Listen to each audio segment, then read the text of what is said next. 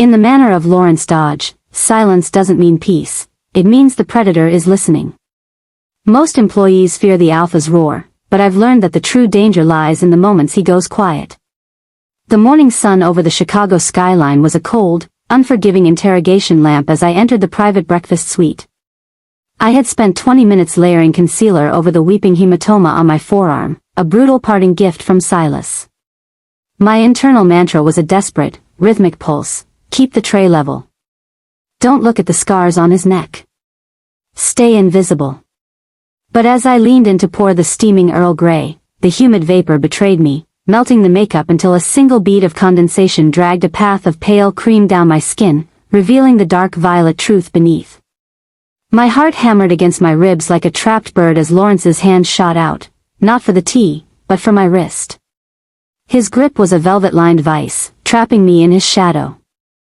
The air turned heavy, charged with the electricity of a coming lightning strike, until he finally spoke in a low, gravelly rasp that made my skin crawl. That bruise wasn't there last night. Before we start, make sure to hit like, share, and subscribe. And really, I'm curious, where are you watching from? Drop your country name in the comments.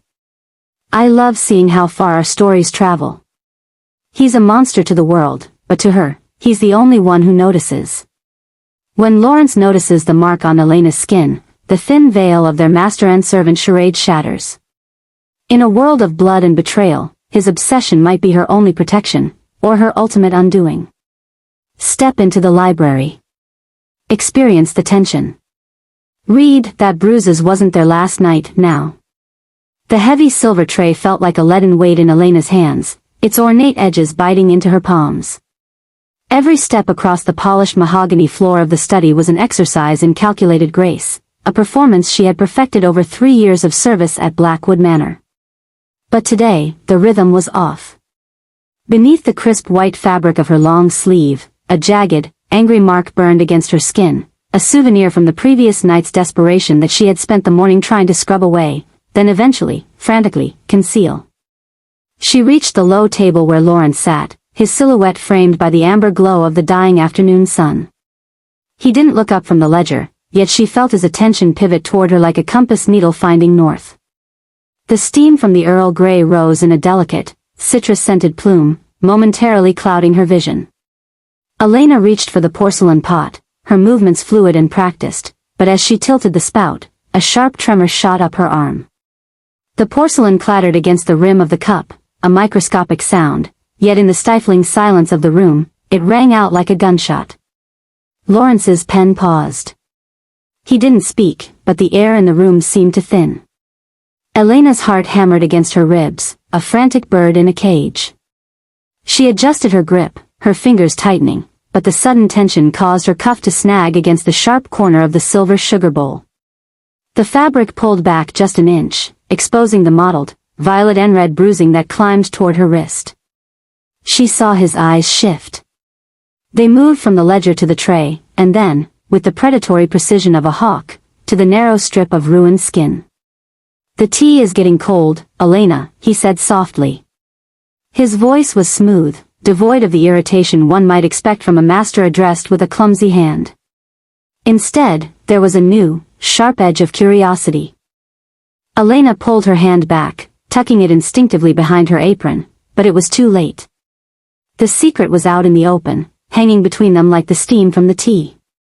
She could feel the heat rising in her cheeks, a flush of shame that mirrored the angry color of the mark. She had always been the invisible variable in his life, the one who moved the curtains, filled the glass, and vanished into the shadows. Now, for the first time, she was a focal point. "I apologize, my lord. I tripped in the gardens this morning," she lied, the words tasting like ash. Lawrence finally set his pen down, the click of the wood against the desk sounding final. He stood up, his height imposing in the small circle of light. He didn't move toward the tea. Instead, he walked around the desk until he was standing directly in front of her. The power dynamic of the room, once as rigid as the stone walls of the manor, began to warp. Elena found herself looking up at him, her breath hitching.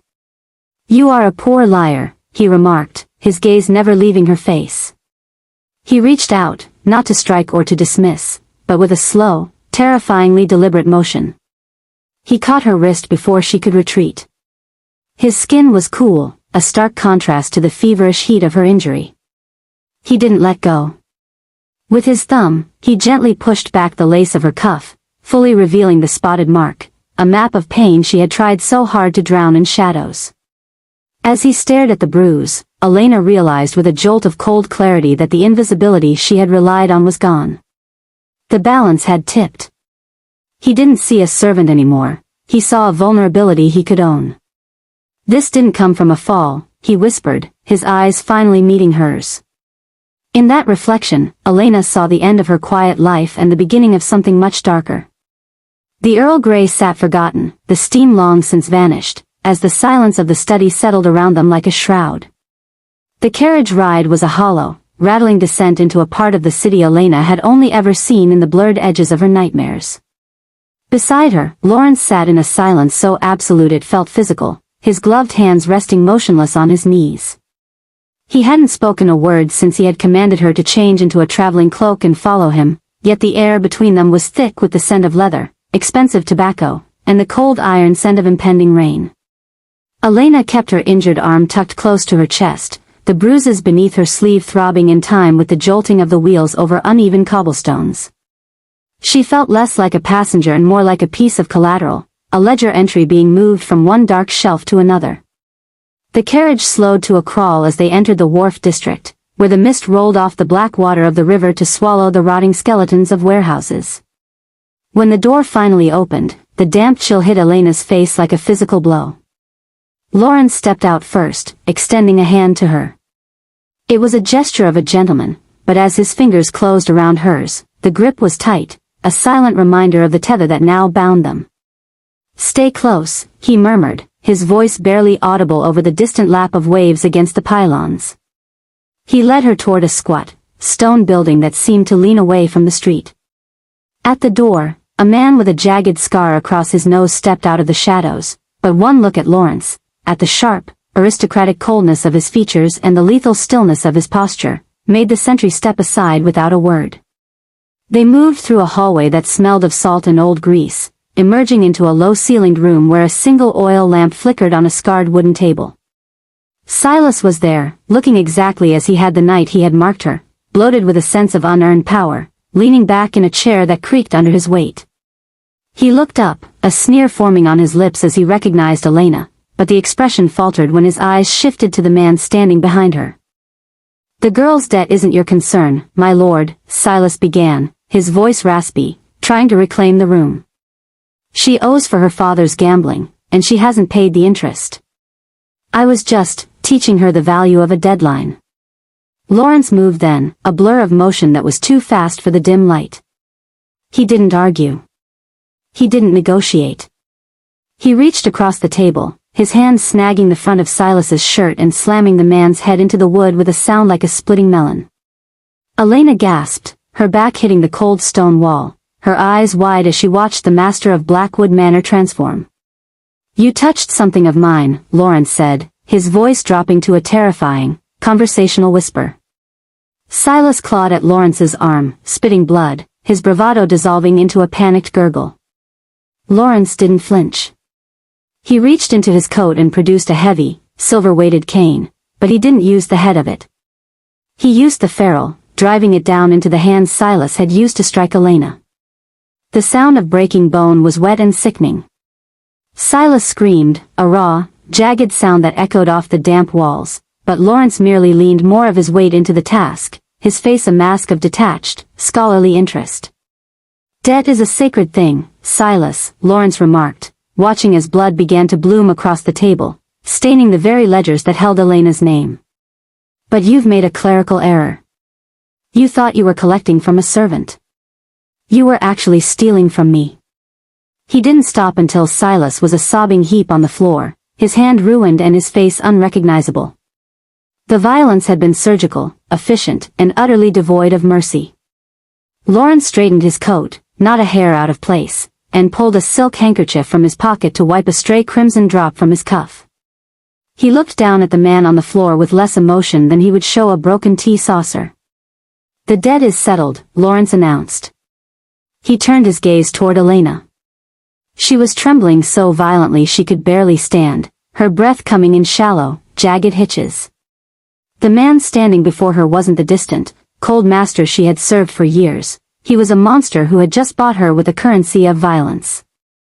He walked toward her, and for a moment, she wanted to scream, to run out into the fog and lose herself in the river. He stopped inches from her, his shadow swallowing her whole. He reached out, his fingers tilting her chin up so she was forced to look into those dark, unyielding eyes. The heat of the room seemed to vanish, leaving only the chilling realization of her new reality. He will never touch you again, Lawrence said, his thumb brushing over the line of her jaw with a possessive softness that was more frightening than the blood on the floor. But make no mistake, Elena. You do not belong to yourself anymore. You do not belong to the shadows. You are mine. Every bruise, every breath, every debt. Do you understand? Elena looked past him at the broken man on the floor, then back at the polished, lethal man holding her chin. The world she knew had been burned away in that small, blood-stained room. She felt the weight of the silver tray again in her mind, but this time, the weight was the man himself. Yes, my lord, she whispered, her voice a ghost of itself. He nodded once, satisfied, and led her back out into the night. As the carriage began its long journey back to the manor, Elena watched the city lights fade into the mist, knowing that the girl who had left Blackwood Manor that afternoon was dead, and the creature Lawrence had claimed was all that remained. The return to Blackwood Manor felt like entering a mausoleum that had been redesigned specifically to house Elena's new life.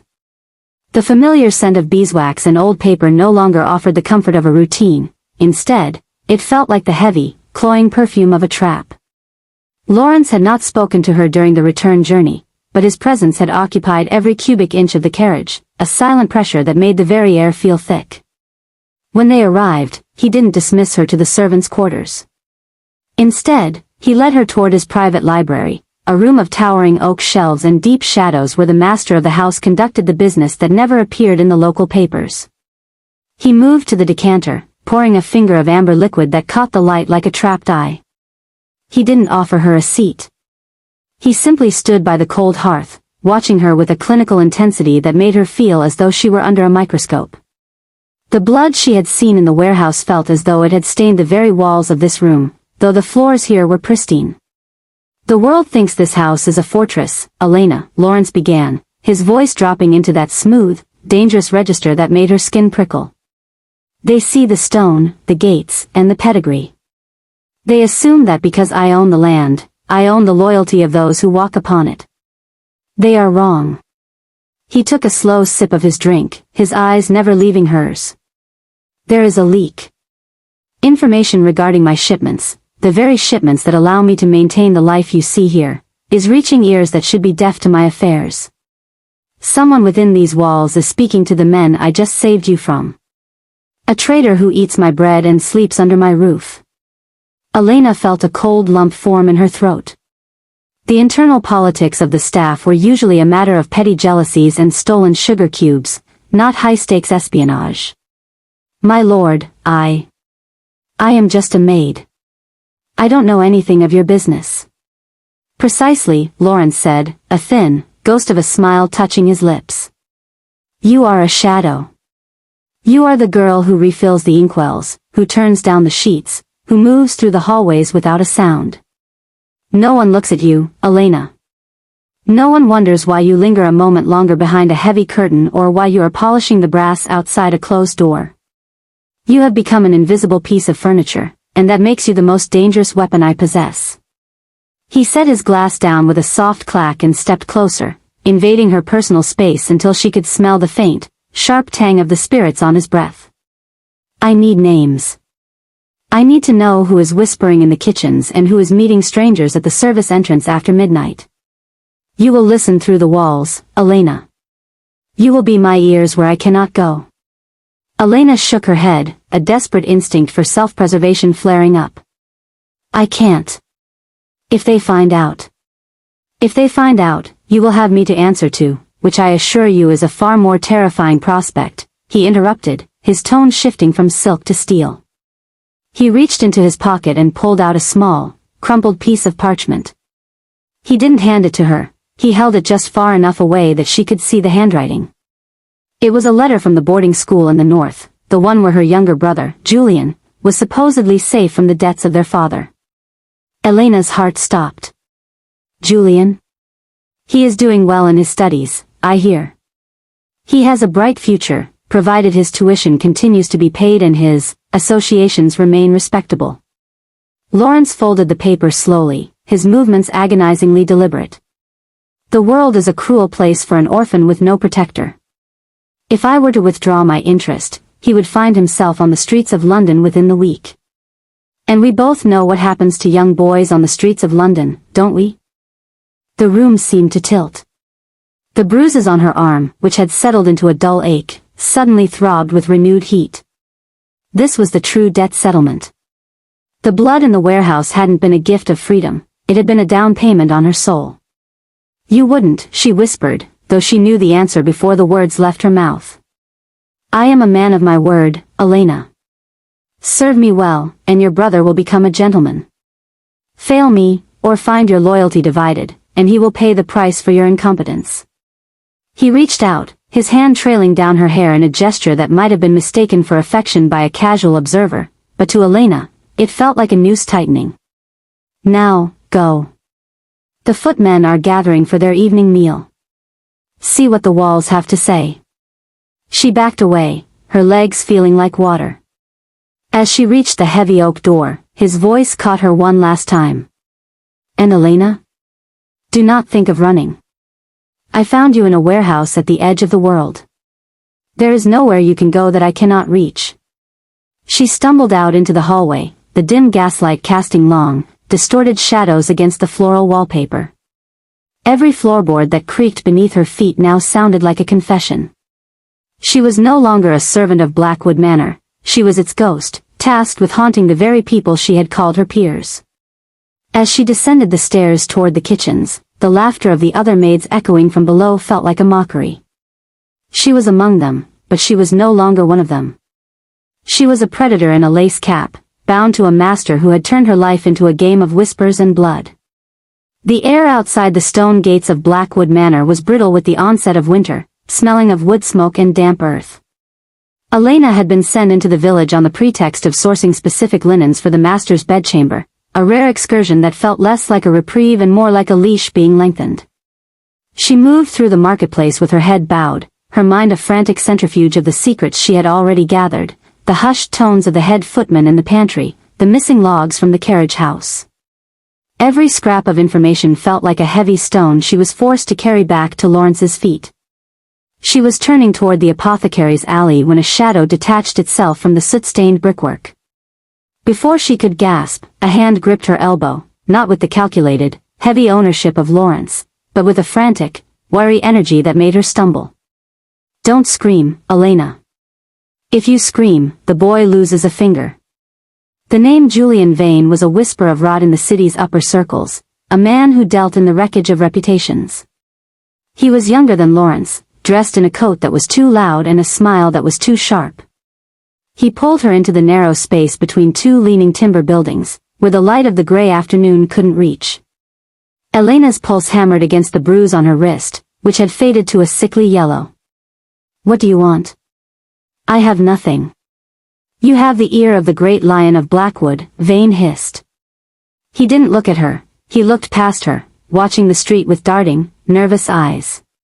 He reached into his waistcoat and pulled out a small, glass-paned device, a pocket-sized marvel of modern cruelty. He clicked a switch, and the tiny screen flickered to life. Elena's breath hitched.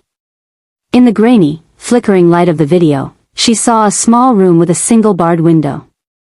Her brother, Julian, sat at a wooden desk, his back to the camera. He was writing, his small shoulders hunched in that familiar, studious way he had. He looked safe, but then a shadow passed over his desk, a hand reached out and tousled his hair, and the boy looked up, smiling at someone off camera with a terrifying, innocent trust. He's a handsome lad, Vane whispered, the light of the screen reflecting in his pupils. Lawrence thinks his money buys safety. He thinks that because he pays the school's bills, He owns the locks on the doors. But my reach is longer than his purse, Elena. He snapped the device shut, plunging them back into the gloom. Elena felt as though the ground had vanished beneath her boots. She was caught between two monsters, two men who viewed her brother's life as a chip on a gambling table. Lawrence is a cancer, Vane continued, his voice curling like smoke.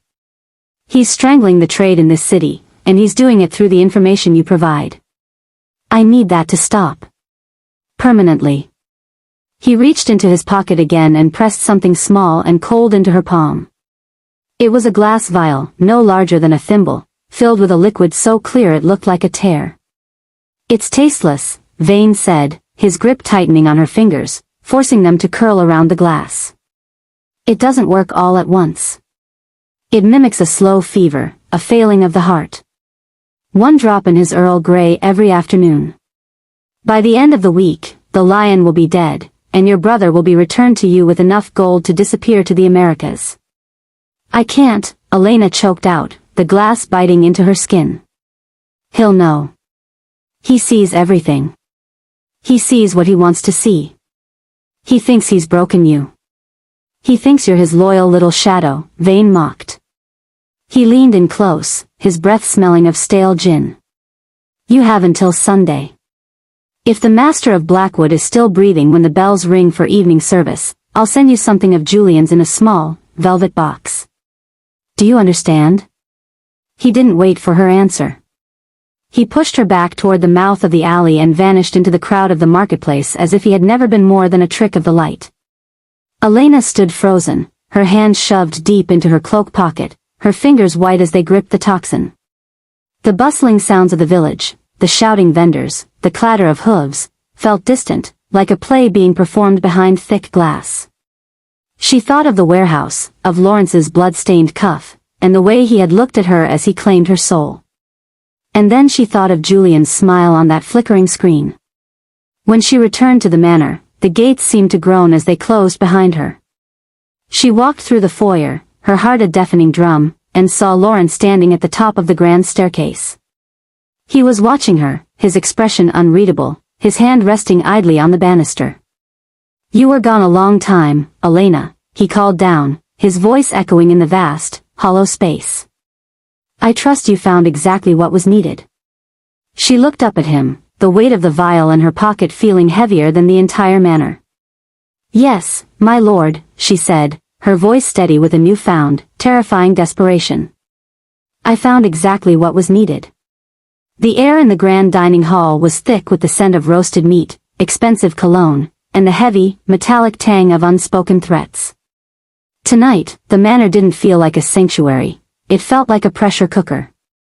Lawrence had summoned his inner circle, the 5 lieutenants who kept the gears of his empire grinding, for a private dinner that was ostensibly to discuss territory, but the tension vibrating through the room suggested a purge was more likely.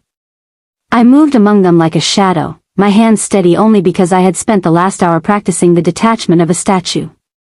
Beneath the crisp white fabric of my apron, the glass veil Julian Vane had pressed into my hand felt like a branding iron. It was small, no larger than a thimble, filled with a liquid so clear it looked like water, yet it possessed the power to topple a kingdom. Julian's warning echoed in my mind, a rhythmic thrum that matched my heartbeat. One drop in his tea, Elena, or your brother's blood will be the next thing you pour. As I moved to refill the wine glass of a man named Marco, a brute with scarred knuckles and eyes that never stayed still, I felt the weight of a different kind of surveillance. Somewhere beyond the reinforced glass of the dining room windows, in the darkness of the Chicago night, I knew Julian was watching. He had bragged about the long-range optics his men had trained on the penthouse. He wanted to see the moment the king fell. Lawrence sat at the head of the table, his presence a gravitational force that pulled every eye toward him. He looked devastatingly calm, his dark suit tailored to perfection, his movements fluid and deliberate. He hadn't looked at me since the guests arrived, but I could feel his awareness of me. It was a tether, thin but unbreakable, connecting the girl with the vial to the man who had bought her debts. The docks are quiet, Lawrence, Marco said, his voice a gravelly rumble. Too quiet. Vane is moving pieces we can't see.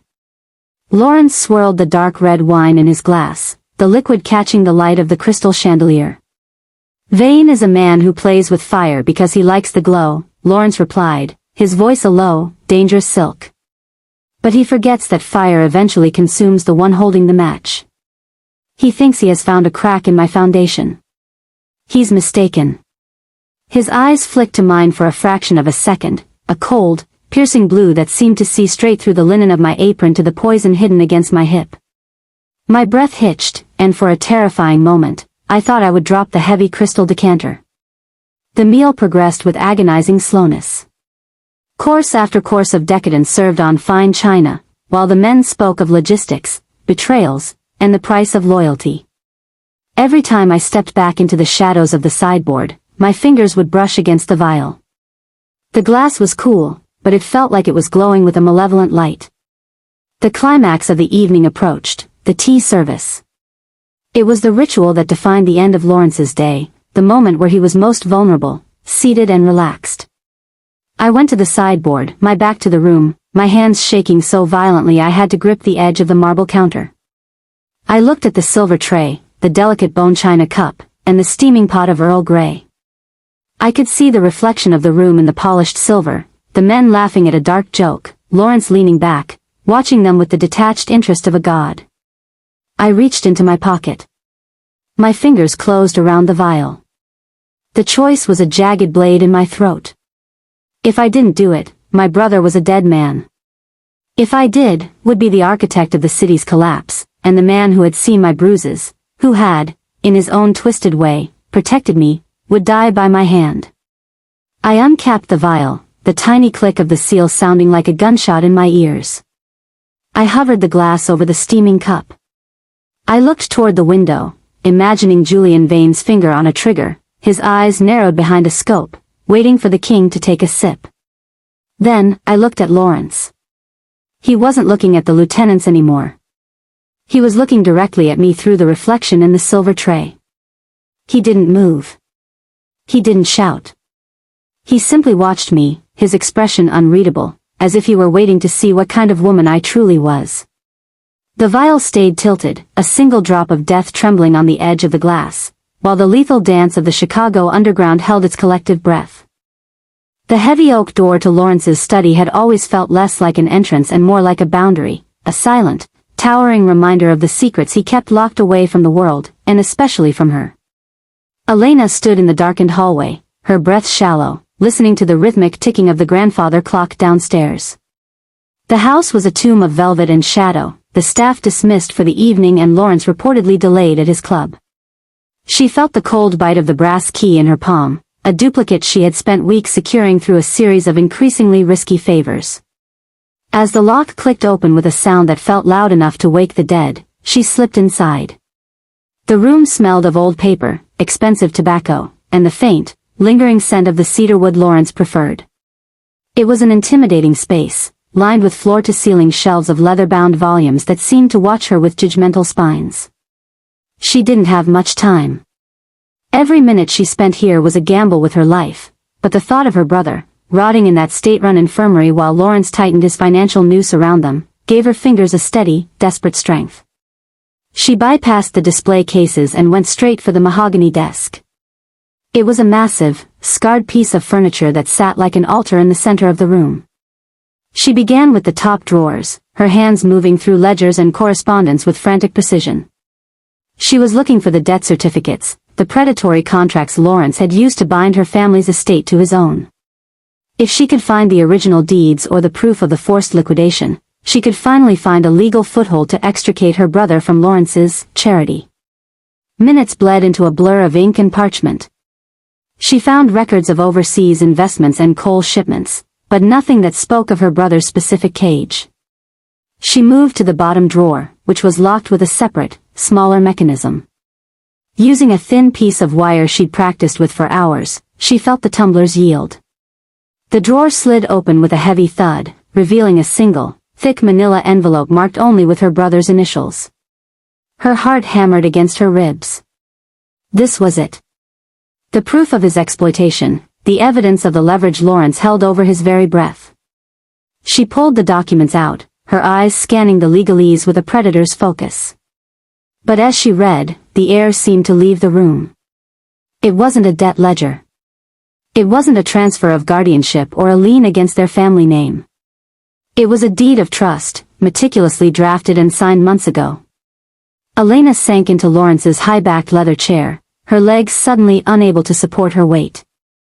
The documents detailed a massive private endowment, a trust fund established in her brother's name that would trigger upon his 21st birthday, or earlier, should his medical condition require specialized care outside the country. It wasn't just a savings account, it was a comprehensive plan for his independence. There were receipts for private specialists Lawrence had consulted in secret, surgeons from Zurich and Boston, all paid for from Lawrence's personal holdings, not the family estate. She turned the page to find a letter, handwritten in Lawrence's sharp, disciplined script, addressed to the trust executors. It spoke of the boy's potential, of the need to protect him from the vultures of his own social circle, and most piercingly, of the need to ensure he was never a burden to Elena. Lawrence had been building a fortress around the boy, not to keep him prisoner, but to ensure that if anything happened to Lawrence himself, Elena and her brother would be untouchable. The betrayal she had felt for months, the cold, burning rage that had fueled her every move, suddenly had nowhere to go. It curdled into a confusing, bitter knot in her stomach. She looked around the dark office, seeing it now not as a lair of a villain, but as the workshop of a man who operated in a silence so profound it looked like cruelty. The documents in her hand were the keys to her brother's freedom, but they hadn't been stolen, they had been gifted in secret, hidden away like a confession he wasn't ready to make. The sound of a carriage pulling into the gravel drive snapped her back to the present. Panic flared, but it was different now, not the fear of a thief being caught, but the terror of a woman who had realized she didn't know the man she was fighting at all. She hurriedly replaced the papers, relocked the drawer, and slipped out into the shadows of the hallway, the weight of the secret now heavier than the key she had used to find it. The click of the door latch behind her was swallowed by the sudden, sharp illumination of a floor lamp. Elena froze, her hands still hovering over the heavy wood, the ghost of the trust fund documents still searing her mind. In the wingback chair by the cold fireplace sat Lawrence. He wasn't in his evening finery, his coat was discarded, his shirt sleeves rolled up to reveal forearms that looked like corded steel in the amber light. He didn't look like a man who had just returned from a club. He looked like a man who had been waiting in the dark for a very long time. The silence between them stretched, thick and suffocating. Elena's heart felt like a trapped bird beating against the bars of her ribs. She braced for the explosion, for the cold fury or the immediate summons of the authorities. Instead, Lawrence merely swirled the amber liquid in the crystal glass he held, the ice clinking with a sound like shattering glass. He didn't ask what she was doing. He didn't demand an explanation for the lock she had picked. He simply watched her with those impenetrable, slate-gray eyes, stripping away her defenses until she felt smaller than the shadows clinging to the corners of the room. Finally, he spoke, his voice a low, dangerous velvet. He asked her if she found what she was looking for. Elena opened her mouth to lie, to weave a tale of a forgotten book or a sudden bout of insomnia, but the words died in her throat. The weight of the trust fund papers, the evidence of a protection she hadn't asked for and didn't understand, robbed her of her usual agility. She remained silent, her chin tilted up in a final, defiant gesture of pride even as her hands trembled at her sides. Lawrence stood up, moving with a predatory grace that made the large room feel suddenly very small. He didn't move toward her, instead, he walked to the desk she had just violated. He didn't check the drawers. He didn't have to. He looked at her and told her that she was remarkably talented with a tension wrench, but that her breathing was far too loud for a professional thief. Then, his tone shifted, losing its mocking edge and turning into something harder, something clinical. He told her he knew why she was truly there. He knew about Julian Vane. The mention of the name hit Elena like a physical blow. The room seemed to tilt. Vane, the shadow over her family, the man who held the ledger of her father's sins and used them to bleed her dry, was a secret she thought she had buried under a mountain of lies. Lawrence pulled a small, vial-sized velvet box from his pocket and set it on the mahogany surface. Beside it, he laid out a stack of intercepted correspondence, letters she had sent to Vane, and the chilling, coded demands he had sent in return. Lawrence explained, with a terrifyingly calm precision, that he had been monitoring her movements since the day they met. He knew about the blackmail. He knew that Vane had tasked her with finding a way to neutralize Lawrence's influence, perhaps even through the small, lethal bottle of toxin she currently had hidden in the lining of her bodice, the insurance policy Vane had provided to ensure her cooperation. Elena felt the cold glass of the vial against her skin, a secret weight that now felt like a brand. He didn't call for the guards. He didn't cast her out into the night. Instead, he stepped closer, stopping only when he was within the circle of her space, the scent of cedar and aged brandy enveloping her. He told her that he was offering her a choice, one that would end the game tonight. He pointed to the velvet box and then to the chair across from him. The choice was simple, he said, his voice dropping to a whisper that echoed in the stillness. She could use the toxin. She could follow Vane's orders, end the perceived tyranny of his control, and take her chances with the wolves who would undoubtedly tear her brother apart the moment Lawrence was gone. Or, she could sit down and tell him the truth, the absolute, unvarnished truth of every debt, every threat, and every lie Vane had used to cage her. He told her that if she chose the truth, he would burn Vane's world to the ground by dawn. But he warned her that the truth would bind her to him more tightly than any contract or debt ever could. It was a choice between a quick, lethal end to her struggle or a slow, total surrender to a man who had already proven he was 10 steps ahead of her. Elena looked at the man she had spent months hating, then at the desk that held the secret of her brother's future, and finally at the small vial against her heart. The silence of the library was no longer a tomb, it was a crucible. The grand ballroom of the Blackwood estate was a sea of shimmering silk and porcelain masks, a gilded cage where the elite of the city preened under the weight of their own secrets. It was the night of the Emerald Masquerade, and the air was thick with the scent of lilies and the underlying ozone of a brewing storm. Elena moved through the crowd like a phantom, her gown a cascade of deep, forest green velvet that seemed to swallow the light of the crystal chandeliers. Beneath the delicate lace of her mask, her skin was pale, her pulse a frantic drumbeat against the high collar of her dress. She caught Lawrence's reflection in a towering pier mirror. He was the picture of regal indifference in a black tuxedo, his own mask a silver wolf that gave him an air of predatory grace. They had practiced this dance for 3 days, the timing, the subtle cues, the way she would lean into him as if sharing a lover's confidence while slipping the harmless, colored water into his vintage champagne. The plan was a gamble born of desperation. If Vane believed she had finally followed through on his lethal directive, he would emerge from the shadows to claim the spoils of Lawrence's empire before the body was even cold. The moment arrived with a choreographed precision that made Elena's stomach churn. Near the center of the dance floor, as the orchestra swelled into a haunting waltz, she offered Lawrence the glass. Her hand didn't tremble, a testament to the cold resolve he had instilled in her over their long nights of planning. He took the flute, his eyes locking onto hers through the slits of his mask with an intensity that promised both protection and a terrifying accountability. He drank. Within seconds, his hand flew to his throat, the glass shattering against the marble floor with a sound that seemed to stop time. The gasps of the crowd were a dissonant chorus. Lawrence collapsed into a chair, his breath coming in ragged, practiced gasps, his head lolling back as Elena cried out, her voice a perfect pitch of feigned horror. It was the signal. From the periphery of the room, a figure detached itself from the shadows near the terrace, Julian Vane, wearing a mask of gold filigree that did nothing to hide the triumphant curl of his lip. He moved toward them with the hurried, greedy stride of a man who thought he had finally won.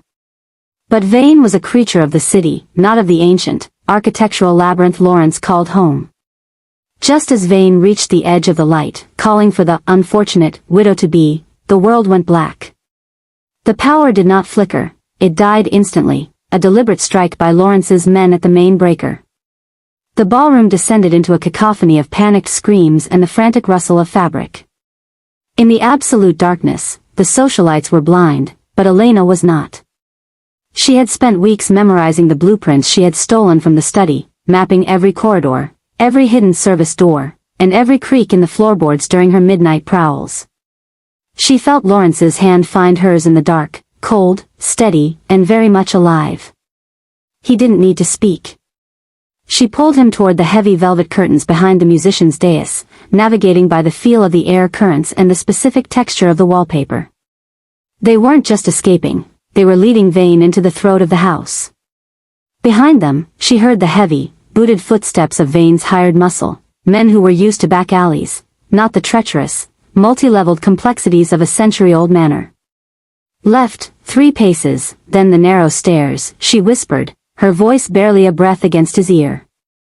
Lawrence followed her lead without hesitation, a complete surrender of control that would have been unthinkable a week ago. They slipped through a concealed door that led to the servants' passage, a narrow artery of stone and shadow that ran parallel to the main gallery. She could hear Vane shouting in the distance, his voice high and brittle with the sudden realization that he was no longer the hunter. Elena guided Lawrence through the darkness with a predator's instinct, looping back toward the library wing. She knew where the floorboards were reinforced and where they would groan under the weight of a man. As they reached the upper landing, she signaled Lawrence to stop. Below them, Vane and 2 of his men burst into the corridor, their flashlights cutting desperate, jagged lines through the dark. They were standing exactly where the floor gave way to the old cellar lift, a mechanism Lawrence had disabled earlier that evening. With a sharp nod from Lawrence, Elena reached for the recessed lever hidden behind a bust of Minerva. The sound of the gears engaging was drowned out by the thunder of the storm outside. As the floor panel slid away, Vane's triumphant sneer turned into a howl of shock. The ambush was complete, not with a bullet, but with the house itself turning against the interloper. As the security lights finally hummed back to life, Lawrence stood at the top of the stairs, looking down at the broken man trapped in the pit below. He turned to Elena, his silver mask discarded, his gaze raking over her with a mixture of dark pride and something she couldn't yet name. The Emerald Masquerade was over, and for the first time, they were standing on the same side of the line. The silence of the house in the wake of the masquerade was not the empty silence of a tomb, but the heavy, ringing quiet that follows a great explosion. The police had come and gone, taking the broken remains of Julian Vane's ambition with them in the back of a blacked-out transport. The guests had fled, their silks and scandals scattered to the winds, leaving the estate to exhale in the moonlight. Elena stood in the kitchen, the high ceilings and copper pots gleaming in the dim light of the stove. Her hands were finally steady as she moved through the ritual of the kettle and the leaves, the mundane motions grounding her in a world that had almost tilted off its axis. She carried the tray into the library, the very room she had once broken into with a heart full of larceny. Lawrence was by the window, staring out at the rain-slicked gardens. He looked older than he had that morning, the exhaustion of a decade's worth of secrets finally settling into the lines around his eyes. He didn't turn when she entered, but she felt his awareness of her ripple through the room. Setting the tray on the low table between the armchairs, she didn't speak. She waited. On the corner of the table sat a dark leather folder she hadn't noticed before. Lawrence finally turned, his gaze dropping to the folder and then lifting to hers. His expression was unreadable, a mask more impenetrable than the silver wolf he had worn hours earlier. He reached out, his fingers sliding the folder toward her. Inside was a passport, its gold-stamped crest crisp and untouched. Beside it lay a thick stack of high-denomination bills and a one-way ticket to a coastal town in France. It was a complete identity, a clean slate, and a life scrubbed free of the soot of her father's debts and Lawrence's shadows. He told her, his voice rough with a fatigue he couldn't hide, that the trust for her brother was fully funded and ironclad. Vane was no longer a threat, and the girl who had entered this house as a spy was officially dead to the world. She could leave tonight, and no one would ever look for her. Elena looked at the documents. They represented everything she had fought for since she was a girl: freedom, safety, and the ability to breathe without permission. She looked at the ticket, then up at Lawrence, who stood like a statue of salt, waiting for the inevitable departure of the only person who had ever truly seen behind his walls. Without a word, Elena picked up the passport. She felt the weight of it, the promise of a quiet life by the sea. Then, she leaned forward and dropped it into the glowing embers of the fireplace. The leather caught quickly, the edges curling and blackening as the fire licked at the false name and the empty promises. Lawrence's eyes widened, a rare, genuine flash of shock breaking through his composure. He started to move, perhaps to save it, but he stopped when he saw her face. She picked up the poker, pressing the passport deeper into the coals until it was nothing but a shimmering orange ghost of paper. She turned back to the tray, her movements deliberate and calm. She poured the tea, a dark, fragrant blend that filled the space between them with warmth. She set his cup before him, the porcelain clinking softly against the saucer. She remembered the first time she had served him, how her fingers had shook and how she had obsessed over the correct number of sugar cubes, desperate to play the part of the submissive ward. Lawrence stared at the fire, then at the tea, and finally at her. He asked her, his voice a low, vibrating chord of disbelief, what she was doing.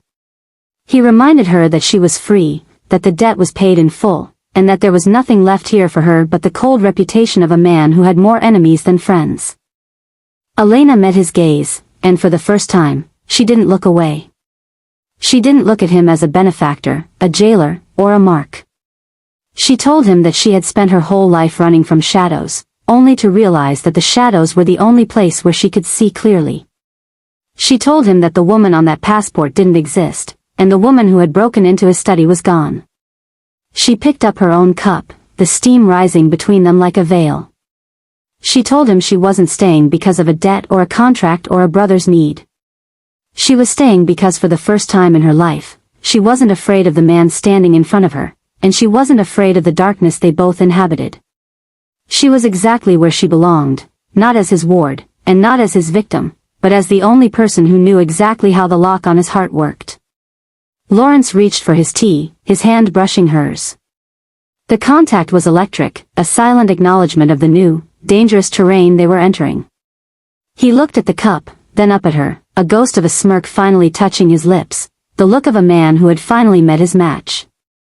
He asked her, almost as a challenge, if she had forgotten the sugar. Elena smiled, a sharp, beautiful thing that held all the power of the night. She told him no. From now on, they would take everything exactly as it was. No sugar. No lies. Just the truth of what they had become.